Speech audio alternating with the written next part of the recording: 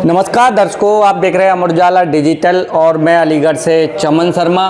आज केंद्रीय बजट पेश किया गया निर्मला सीतारमण जी के द्वारा और मैं इस समय जो खड़ा हुआ हूं वो अलीगढ़ मुस्लिम यूनिवर्सिटी के इकोनॉमिक्स डिपार्टमेंट में हूं। इकोनॉमिक्स डिपार्टमेंट में खास करके जो बजट है वह पढ़ाया जाता है, बच्चों को बताया जाता है कि बजट क्या होता है, कैसे बनाया जाता है, उसके क्या क्या प्रभाव सामने आते हैं। तो आज इसी को लेकर के हम जो इकोनॉमिक्स डिपार्टमेंट के जो टीचर हैं और जो रिसर्च स्कॉलर हैं, स्टूडेंट हैं, उनसे बातचीत करेंगे कि आखिर ये बजट जो पेश हुआ है वह किस तरीके का है।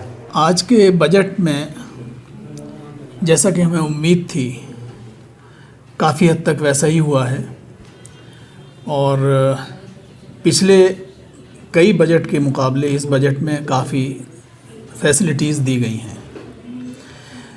इस बजट को हम pro poor, pro middle class budget कह सकते हैं, इसलिए कि इसमें काफ़ी हद तक बेनिफिट्स दिए गए हैं पुअर पीपल के लिए, किसानों के लिए और मध्यम वर्ग के लिए। जैसा कि एग्रीकल्चर सेक्टर में किसानों के लिए जो लोन फैसिलिटीज़ है उसकी लिमिट को 3 लाख से बढ़ा के 5 लाख किया गया है। ये एक बहुत ही अच्छा कदम है पॉजिटिव डायरेक्शन में। इसी तरह से बहुत सारे यानी कि जो सीतारमण जी ने इसके बारे में कहा है डिफरेंट सेक्टर्स की ग्रोथ के लिए कि साहब किस तरह से इकनॉमी ग्रो करेगी, और उन्होंने इसको 3-4 हिस्सों में बांटा है कि साहब ये जो हैं वो सब इंजन ऑफ ग्रोथ की तरह से हम देखते हैं इन्हें। जैसे इन्वेस्टमेंट इन पीपल, उसके लिए उन्होंने कहा है कि साहब हम गवर्नमेंट के स्कूलों में तमाम न्यूट्रिशन फूड जो है उसकी कोशिश करेंगे, वो सप्लाई करेंगे, जिससे कि अच्छे बच्चे निकल के आएँ और अच्छा काम करें। इसी तरह से हायर एजुकेशन के लिए भी, पर्टिकुलरली टेक्निकल एजुकेशन, उसके लिए बहुत फोकस किया है सरकार ने इस बजट में। और IITs में ख़ास तौर से यानी कि इसमें बहुत सारी स्कॉलरशिप दी हैं अंडर PM स्कॉलरशिप योजना के तहत, वो IITs में ही दी गई हैं।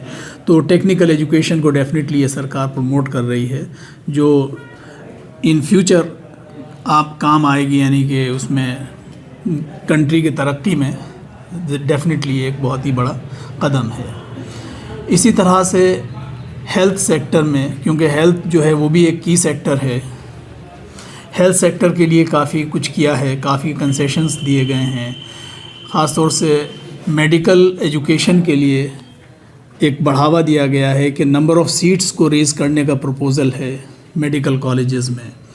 इसी तरह से जो ड्रग्स हैं जो क्रॉनिक डिजीज़ में इस्तेमाल में आती हैं, उनके ऊपर काफ़ी हद तक जो है वो टैक्स में छूट दी गई है, और यानी कि ड्यूटीज़ में रिडक्शन कह लीजिए उसको, इस तरह से दिया गया है। तो वो भी डेफिनेटली एक कदम है जस्ट टू प्रमोट हेल्थ, कि किस तरह से हेल्दी लोग होंगे तो जाहिर सी बात है कि वो अच्छा काम करेंगे।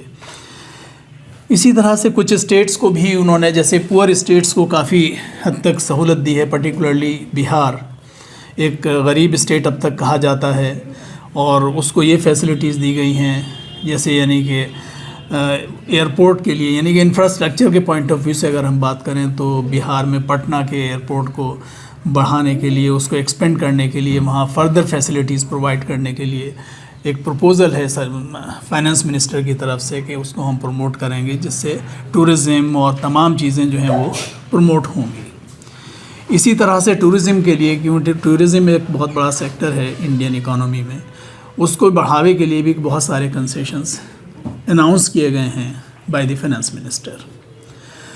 इसके अलावा अगर हम और बात करें तो MSMEs हैं। MSMEs को जो पिछले दिनों में थोड़ा सा नज़रअंदाज किया गया था, मैं यही कहूँगा, लेकिन इस बार काफ़ी फोकस उस MSMEs के ऊपर दिया गया है, और ये बहुत अच्छी बात है कि MSMEs की अहमियत को समझा सरकार ने और उसको बढ़ावा देने के लिए उसके ऊपर भी काम किया जा रहा है। तो MSMEs जो हैं वो डेफिनेटली बहुत ही फेवरेबल हैं इस लिहाज से कि वहाँ पर्टिकुलरली जो इनफॉर्मल सेक्टर है वो ख़ास तौर से जो है बहुत ही कारगर साबित होता है डेवलपमेंट के लिए कंट्री के। तो उस पर एक फ़ोकस जो है ये भी एक बहुत ही पॉजिटिव डायरेक्शन में एक कदम है सरकार का, और उम्मीद की जाती है कि इससे बड़ा फ़ायदा होगा सरकार के लिए।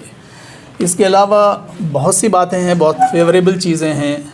लास्ट में मैं एक चीज़ ये और कहूँगा कि मिडिल क्लास का भी ख़ास तौर से इस बजट में ध्यान रखा गया है, जो कि पिछले कई सालों में इतना ध्यान नहीं रखा गया था। बहुत ही नॉमिनल बेनिफिट उनको दिए गए थे, जिससे कोई ख़ास फ़र्क नहीं पड़ रहा था।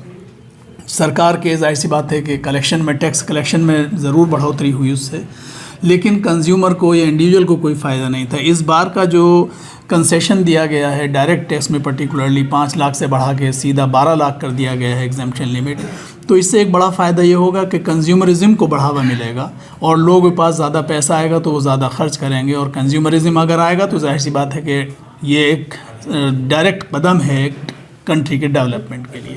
कुल मिला के हम ये कह सकते हैं कि बजट काफ़ी हद तक हमारी यानी कि जो एक्सपेक्ट कर रहे थे हम उसके तहत ही आया है, और बाकी अब देखना है कि किस तरह से आगे काम होता है, कैसे होता है। जो आज वित्त मंत्री निर्मला सीतारमण ने प्रेजेंट किया है, तो ये एक जो मध्यम वर्ग है उसके हितों को देखते हुए अच्छा बजट है। ख़ास तौर पे जो इनकम टैक्स में बड़ी राहत दी गई है और स्लैब चेंज किया गया है, तो उससे एक बहुत बड़ा जो मध्यम वर्ग है उसको काफ़ी राहत मिलने वाली है। दूसरी चीज़ जो मीडियम और स्मॉल स्केल इंडस्ट्रीज़ हैं, एग्रीकल्चर है, और सेक्टर जैसे फिशरीज सेक्टर है, डेयरी है, इसके लिए जो नए प्रपोज़ल गवर्नमेंट ने या इस बजट में दिया गया है वो भी एक सराहनीय कदम है। तीसरी बात, इस बजट को देख के लगता है कि बिहार में जो होने वाले चुनाव हैं अक्टूबर में, उसको भी ध्यान में रखते हुए बहुत सारे जो इसके प्रपोजल्स हैं वो बिहार के लिए हैं, जैसे मखाना बोर्ड और कुछ इन्वेस्टमेंट की, निवेश की बात जो की गई है बिहार में। तो ओवरऑल हम कह सकते हैं कि बजट अच्छा है, ख़ास तौर पे एग्रीकल्चर के लिए, मीडियम और स्मॉल स्केल इंडस्ट्रीज़ के लिए, और जो मध्यम वर्ग है उनके लिए। एक चीज़ जो इस बजट में है कि जो राजकोषीय घाटा है वो अभी भी 4% से ऊपर है। 4.4% जो जीडीपी का एक्सपेक्टेड राजकोषीय घाटा है, इसको अगर कम करके 3-3.5% लाया जाए तो बहुत अच्छा और बहुत सराहनीय कदम होगा।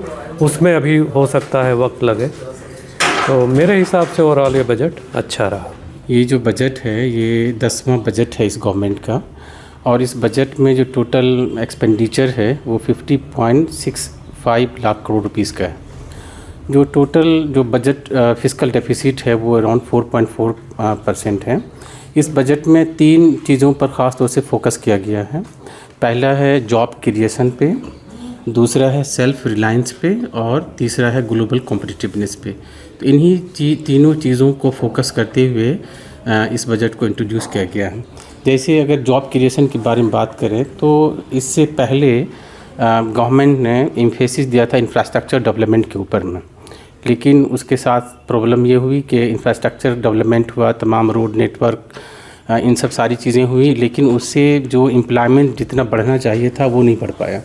दूसरा, जैसे गवर्नमेंट ने बहुत सारी स्कीम लॉन्च की, जैसे मेक इन इंडिया है, startup India, stand up India, skill India और एंटरप्रेन्योरशिप डेवलपमेंट पे तमाम चीज़ें की, लेकिन जो चीज़ें निकल के आनी चाहिए थी, जो अनएम्प्लॉयमेंट रेट अभी भी जो गवर्नमेंट की रिपोर्ट आई इकोनॉमिक सर्वे 2024-25 इस बजट में भी जो एक अनएम्प्लॉयमेंट रेट को जितना घटना चाहिए था उतना नहीं घट पाया है।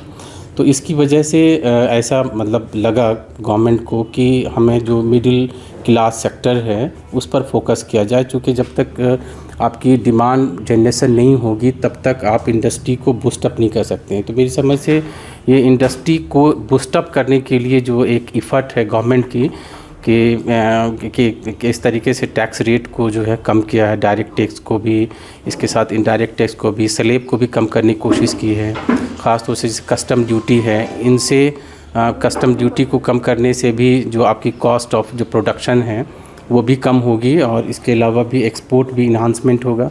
तो एक तरीके से अगर मतलब ये देखा जाए तो आने वाले टाइम में इकॉनमी में ये जॉब क्रिएशन के लिए जो है रास्ता हमवार करेगी और जॉब अपॉर्चुनिटीज़ बढ़ेंगी। दूसरा जो है सेल्फ़ रिलायंस के ऊपर फोकस किया गया है। सेल्फ़ रिलायंस का मतलब है सेल्फ़ डिपेंडेंसी। गवर्नमेंट चाह रही है जितनी भी हमारे यहाँ स्कीम्स, जो डिफरेंट स्कीम्स लॉन्च हुई हैं, उनके थ्रू हम कैसे जो इंपोर्ट है उसको कैसे कम कर रहे हैं, एक्सपोर्ट को कैसे बढ़ाएं। और ख़ास तौर से जो आपने देखा कि कई साल से गवर्नमेंट कोशिश कर रही है कि वन डिस्ट्रिक्ट वन प्रोडक्ट, और जो डिफरेंट जो एंटरप्रेन्योर डेवलपमेंट है, एमएसएमईज़ पे काफ़ी ज़्यादा कोविड-19 के टाइम से लेके अभी तक जो फोकस रहा है। तो एक पर्पस है कि किस तरीके से हम हमारी जो इंपोर्ट जो इंटेंसिटी है उसको कम किया जाए। तीसरा जो है ग्लोबल कॉम्पिटिटिवनेस पे भी गवर्नमेंट ने इस मरतबा फोकस किया है। उसकी वजह यह है कि जो हमारी प्रोडक्ट हैं वो किस तरीके से इनको और जो डेवलप कंट्रीज़ हैं या जो डेवलपिंग कंट्रीज़ है वहाँ तक कैसे पहुँचाया जाए। और जब तक हमारे पास ग्लोबल क्वालिटी के प्रोडक्ट नहीं प्रोड्यूस होंगे तो ना उसकी डिमांड डोमेस्टिकली होगी और ना ही हम उसको एक्सपोर्ट कर पाएंगे, जो हमारी एम्प्लॉयमेंट के पर्पज़ से बहुत ही ज़रूरी है। तो मेरी समझ से इस बजट में इन तीनों चीज़ों को जोड़ करके ये कोशिश की गई है कि कैसे डिमांड जनरेट किया जाए इकॉनमी में, ताकि एक एम्प्लॉयमेंट सिर्फ नहीं बढ़े बल्कि इंडस्ट्रियल ग्रोथ को बूस्टअप मिले। दूसरी जो चीज़ें जो एक्सपेक्टेशन थी हम लोगों की कि जिस तरीके से स्टूडेंट्स की तादाद बढ़ रही हैं, जो इंफ्रास्ट्रक्चर जो इनके लिए बढ़ना चाहिए था, ख़ास तौर से यूनिवर्सिटी के लिए, ख़ास तौर से ये एक्सपेक्टेशन थी कि जो प्रोजेक्ट वगैरह पे हैं उन सब चीज़ों को और ज़्यादा मतलब लिंक करने की ज़रूरत थी। ये एक भी एक्सपेक्टेशन था कि कई सारी यूनिवर्सिटीज़ वो सेंट्रल यूनिवर्सिटी वगैरह प्रपोज़ करने की ज़रूरत थी, क्योंकि आने वाले टाइम में जो एक प्रॉब्लम आ रही है वो स्किल डेवलपमेंट की, या जो हमारे यहाँ पे जो टीचिंग एंड लर्निंग जो प्रॉब्लम्स हैं, बच्चों के एडमिशन की जो डिज़ायर्ड चीज़ें होनी चाहिए, जो कंफर्टेबल जो अप्रोच होना चाहिए एकेडमिक्स के थ्रू, उसको और ज़्यादा बढ़ाने की ज़रूरत थी। तो these are some of the observations about it. Budget ये बहुत ही पीपल फ्रेंडली बजट है और इसमें इकोनॉमिक डेवलपमेंट के एस्पेक्ट में हमने देखा कई सारी चीज़ें कही गई हैं, लेकिन along with environmental consciousness, environment से रिलेटेड भी बातें यहाँ कही गई हैं, क्लीन टेक्नोलॉजी की बात की गई है। तो डेफिनेटली हम कहीं ना कहीं ये ज़रूर कहेंगे कि ये जो बजट है वो एनवायरनमेंट फ्रेंडली बजट भी है। Development along with environmental environmental cleanliness, use of clean technology, इन सारी चीज़ों पे फोकस किया गया, जो कि आजकल के ज़माने में जिस तरह से क्लाइमेट चेंज, ग्लोबल वार्मिंग का इशू हो रहा है, India as a developing country, सारे मतलब ग्लोबली सारे कंट्रीज़ की they keep a watch on our country कि किस तरह की production technology we are using, particularly in the light of CBAM, which is recently introduced by European Union. So it's a very appreciative move by the government कि वो environment friendly techniques के through developmental process को आगे ले जाने की बात कर रहे हैं। और अगर ऐसा होता है तो definitely जब CBAM अगर European Union introduce करता है तो उस केस में इंडिया को काफ़ी बेनिफिट होने वाला है। इसके साथ साथ हमने देखा कि रूरल सेक्टर, जो बजट हमारा बहुत ही कॉम्प्रिहेंसिव है, इसमें रूरल सेक्टर के डेवलपमेंट के लिए बात की गई है, अर्बन सेक्टर के डेवलपमेंट के लिए बात की है, एजुकेशन सेक्टर को एक मेजर बूस्ट मिला है, हमने देखा इसमें कई सारी बातें उसके बारे में कही गई है। प्लस बहुत इम्पॉर्टेंट है हेल्थ सेक्टर, क्योंकि पिछले कुछ सालों हमने देखा कोविड-19 पैंडेमिक में इंडिया का ही नहीं दूसरे कंट्रीज़ का भी हेल्थ सेक्टर को एक मेजर डैमेज पहुंचा है। तो हेल्थ सेक्टर को काफ़ी मेजर बूस्ट इसमें दिया गया है, जिसमें कई सारी चीज़ें हैं। One of the important thing is that 75,000 seats जो बढ़ाई गई हैं वो एक अच्छा मूव है, क्योंकि इसकी वजह से हमारा डॉक्टर पेशेंट रेशियो कम होगा, which is very important for a populated country like India, कि जहाँ डॉक्टर पेशेंट रेशियो जितना अच्छा होगा उतना ही हेल्थ परफॉर्मेंस, हेल्थ इंडिकेटर्स हमारे कंट्री के अच्छे होंगे। इसके साथ साथ जो हमने देखा 36 एसेंशियल ड्रग्स पे जो ड्यूटी हटाई गई है, it is again a big relief for good section, majority section और substantial section of the population in our country, particularly for the lower and lower middle class section of population. And overall जो हमारा tax relief मिला है for the middle class is definitely an appreciative move by the government. तो I will say कि overall बहुत ही अच्छा budget रहा है। अगर मैं देखूँ तो बजट का जो है हमारे फेवर में ही है। ज़्यादातर जो कॉन्सेप्ट्स हैं, जो भी सेक्टर्स हैं, उनको इंक्रीज़ किया गया है, जैसे एग्रीकल्चर है, रेलवे है। सबसे पहली और सबसे इम्पॉर्टेंट बात है कि एजुकेशन सिस्टम को और ज़्यादा इंक्रीज़ किया गया है, जैसे कि मेडिकल पीजी में सीट्स बढ़ा दी गई 10,000 और पटना आईआईटी को भी एक्सपेंड किया गया, आईआईटी की सीट्स बढ़ा दी, स्कॉलरशिप्स इन्हांस कर दी और ज़्यादा। और देखा जाए तो कि इनकम टैक्स की जो स्लैब थी जो 7 लाख से 12 लाख कर दी गई है, वो भी बहुत राहत है मिडिल क्लास के लिए। और अगर हम देखें तो सरकार ने किया है कि पब्लिक और प्राइवेट दोनों साथ में लेके चल सकें, जिसकी वजह से रेलवे में बहुत काम हुआ है। और स्किल 5 स्किल अभी हमारी वित्त मंत्री निर्मला सीतारमण जी ने कहा था कि 5 स्किल वोकेशनल इंस्टीट्यूट वो खोलेंगी अभी, ताकि एजुकेशन सिस्टम को और बढ़ा दिया जाए। और उन्होंने कहा था कि हेल्थ सेक्टर, उन्होंने हेल्थ सेक्टर को भी बहुत ज़्यादा इंक्रीज़ किया गया to promote human capital of our India, ताकि अगर हेल्थ को इंक्रीज़ करेंगे तो एजुकेशन भी इंक्रीज़ होगी और इंडिया की ह्यूमन कैपिटल भी इंक्रीज़ होगी। और जहाँ तक देखा जाए कि जो बजट आया है वो फेवर में आया है, एमएसएमईज़ को बढ़ावा मिला है, स्मॉल स्केल इंडस्ट्रीज़ को भी मिला है और स्टूडेंट्स को भी मिला है, फेवर में ही है बहुत हद तक। और आई होप सो कि वो अच्छा काम करे आने वाली कुछ सालों में। बजट पेश किया गया है तो लोगों की हर साल की तरह जो है उम्मीदें काफ़ी हाई थी और निर्मला सीतारमण ने ये बजट पेश किया है, तो इसमें बहुत सारा जो फोकस किया गया है वो यूथ, गरीब, अन्नदाता और औरतों के ऊपर जो है ये फोकस था। उसमें देखा जाए तो सबसे बड़ा रिलीफ जो है वो टैक्स को लेकर के हुआ है कि जो टैक्स रिबेट पहले 7 लाख रुपए तक था, अब वो 12 लाख रुपए तक कर दिया गया। तो डायरेक्ट टैक्सेस के अगर हम पर्सपेक्टिव में देखें तो ये एक बड़ा रिलीफ है। बाकी आप एजुकेशन सेक्टर में देखें तो लगातार सरकार जो है वो स्किल डेवलपमेंट प्रोग्राम को प्रोत्साहित कर रही है, उसमें जो है इंकरेज कर रही है प्रोग्राम को आगे बढ़ाने के लिए। इसके अलावा जो मेडिकल में जो कैंसर जैसी बीमारियों की जो दवाइयाँ हैं उनको सस्ता किया जा रहा है। इंफ्रास्ट्रक्चर एंड डेवलपमेंट को लेकर के भी सरकार काफ़ी जो है उत्सुकता से काम कर रही है और हम देख रहे हैं कि रोड एंड मिनिस्ट्री की जो ग्रोथ है वो काफ़ी अच्छी हुई है। हालिया जो रोड हाईवेज़ वगैरह देखें उनमें काफ़ी इम्प्रूवमेंट देखने को मिला है। इसके अलावा जो अर्बन डेवलपमेंट सोसाइटी और अर्बन मिनिस्ट्री है उन्होंने जो है गरीब जो अर्बन शहरी हैं उनके लिए भी जो है हाउसिंग फैसिलिटी को डेवलप करने का काम किया है। तो यही सब कुछ चीज़ें हैं। उम्मीद है कि जो चीज़ें हर साल बजट में अनाउंस की जाती हैं उतना सैंक्शन भी हो पाए और लोगों को उनका लाभ भी मिल पाए। अमर उजाला जीवांजलि के सारथी की मदद लें और महाकुंभ में स्नान जरूर करें।